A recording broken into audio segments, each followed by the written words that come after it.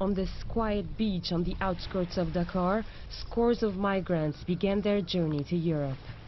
Babacar embarked on a boat close from here, one night of 2006. Fortunately, the weather was clement, but once at destination, things were much harder than he had foreseen. Here, people used to say that if you spend 3 or 4 years in Europe, you can come back with enough money to help your family or build a house. But when you get there, the first disappointment is how hard it is to get your papers. Though he stayed 6 years in Spain, Babacar never got his legal documents. He survived on menial jobs until one day he chose to go back home, disheartened by the hardships of his life as an illegal migrant.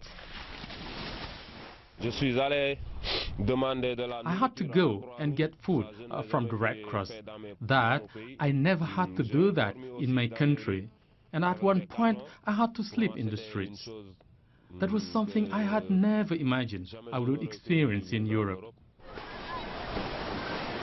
It's on a large dugout like these that the young man traveled, along with almost 100 people. After 7 days at sea, they arrived safe and sound, but many others were not so lucky. Just a few years ago, this fisherman's village was one of the main departing sites for illegal migrants.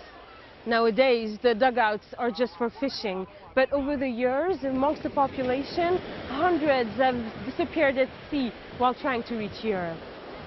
Last year, Sally Condé lost her husband to the European dream.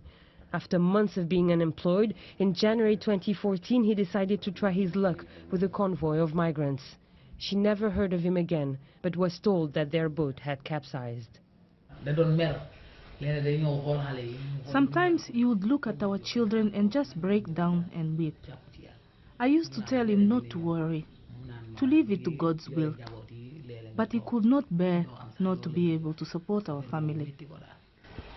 To curb illegal migrations, the authorities are insisting on strengthening collaboration with European countries.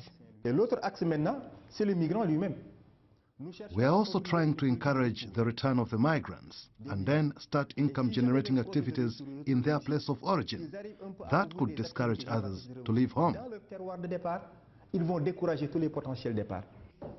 When he returned in 2012, Babacar received no support from the government.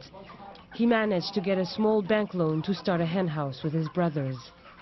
But he and his friends keep an eye on the horizon. Many here still believe it would be easier to thrive on the other side of the ocean. Laeila, Adjovi, BBC News, Dakar.